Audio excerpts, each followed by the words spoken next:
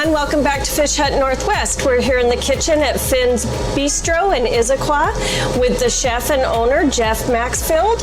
And what do we have here? Some turkey? We've got turkey. Spring turkey? Spring turkey. We're going to do turkey and dumplings.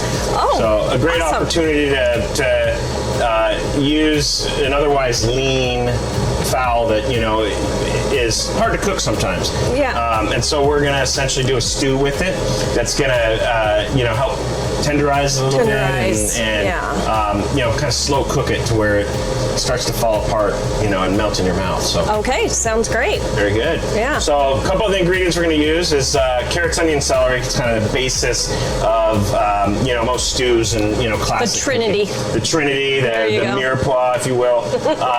We're going to also use some cremini mushrooms. Depending on the season, morels in the spring, chanterelles, hedgehogs, any of those in the fall, all work really well. Anything that you find when you're out in the woods, those will all work perfectly in this recipe. We've got some fresh rosemary, a little bit of dried thyme, garlic, bay leaf, and then we're going to use our dumpling mix, which is just essentially a store-bought biscuit mix or baking mix. Okay, but you added some buttermilk instead of... Yep, we do buttermilk, and that, the buttermilk's almost kind of like a living thing. It's like using yogurt, right? So in a otherwise kind of unleavened dough, buttermilk helps to lift it a little bit. So you can see, it's nice and kind of loose and it's puffed up like a sourdough starter almost. Yeah, it does. And all I've done is essentially follow the recipe on the side of the box, and then we added in some fresh herbs. So you can parsley, dill, rosemary, thyme. You can put some lemon zest in there.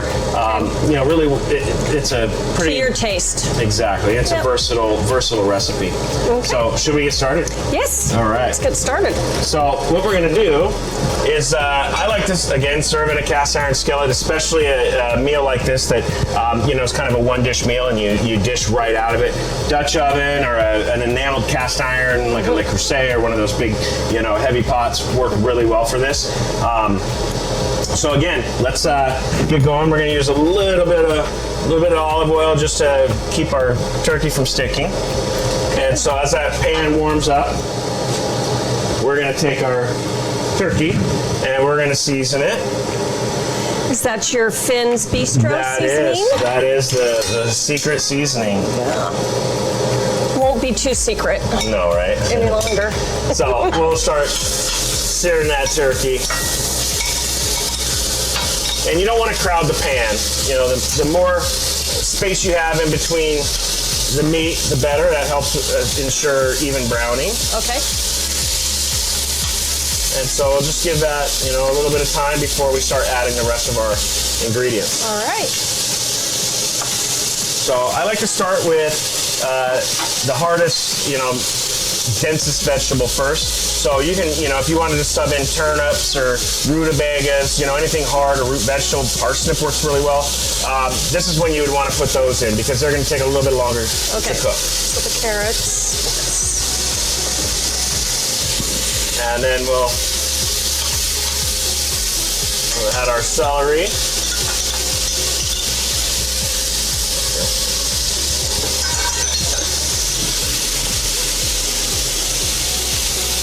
And our onion. So is that about a cup of each? That was about a cup of each. And I like to do equal parts.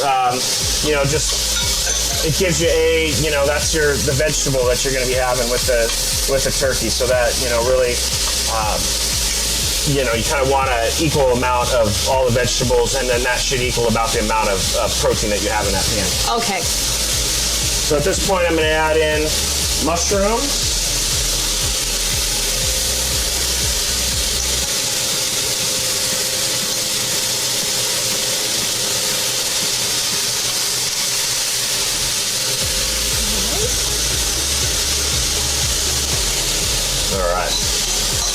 Get the rest of those in. Thank you.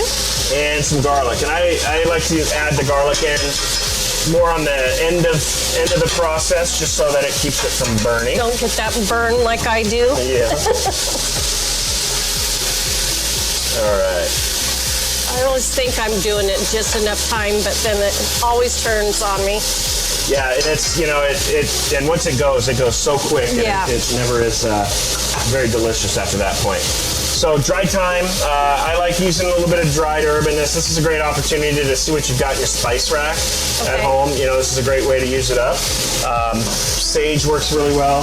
I'm a big fan of, with fowl, thyme, rosemary, and bay leaf. So with our...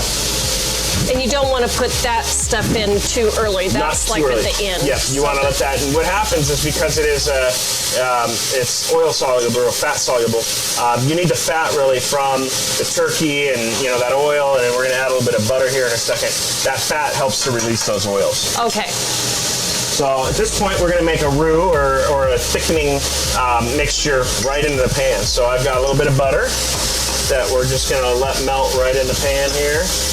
I like these one-pan dishes. Especially when you're the one having to clean up afterwards. Yes. Boy,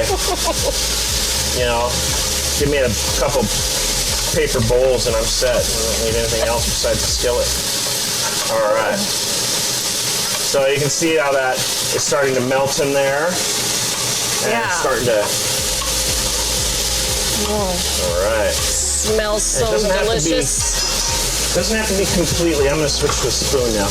Doesn't have to be completely melted because it'll continue to melt as we're adding in the flour. Okay. So now is when we want to dust the flour in. If you don't want to use wheat product, you can use any other flour substitute that would be. So this was all-purpose flour? This is just all-purpose flour, correct.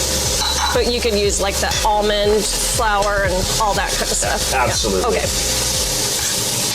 All right, so all we're doing is making sure there's no clumps really of the flour and it's all evenly distributed there. Okay, and at that point then we're going to add in cream of chicken soup. Oh. And this is going to help, you'll see here in a second how it's going to help. Half a can of that? About a half a can. Okay.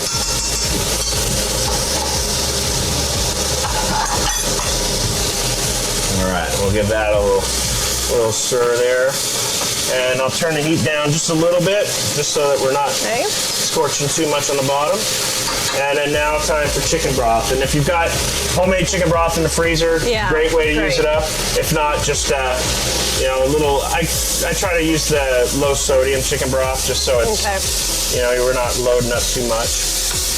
And you can see just like that, it's going to start making that sauce right in the pan. There you go. And all that nice, everything that we've seared that turkey with, all that all stuff those flavors from the pan. in there. Absolutely. Yes. All right. And then last but not least, we're going to top it with our dumplings. Okay. So this works real well. Just a couple spoons. And just want to scoop them up, pop them right in. Just like that. Just like that. And, that rustic look is okay. Yeah. It's not anything. So, if you've it's not supposed to be perfect. One dumpling per person typically is what I do. If you got a bunch of hungry eaters, do a couple per or make them a little bit bigger. Oh, another Our great crew's hungry eaters. Oh, yeah. And another great thing to do with this is, and if you don't want to use baking mix and fuss around with having to mix buttermilk or anything like that, you can just buy the pre-done biscuit dough that you just kind of snap the can open, and those work really well on top too. Oh, okay. So I'm just going to put a little bit of rosemary on top, turn the heat off, and we're going to go right into the oven. Okay. And that's at 350? 350, and we're going to let that cook for about 25 minutes until, the turkey won't take very long, but you don't want to do it at a high heat because you want the turkey to cook slowly. Too fast, it's going to make it even tough. Right. It'll make it tough. Yeah. And then you want those biscuits to brown up and cook all the way through before before we're all done there. So here we've got finished product. Magically appears. Magically appearing. Oh. And so there we have our chicken and dumplings. And you can garnish it before you head it out to the table, a little more rosemary maybe. Another great thing is I like to do, and it kind of cuts through that richness, is a little bit of lemon zest. Whoa. Right over the top. And It looks awesome. And there we And there we have it. And it's just basically spring turkey and dumplings. Spring turkey and dumplings. Okay, well, while we finish up here in the kitchen, we're going to go ahead and throw it back to you guys in the studio.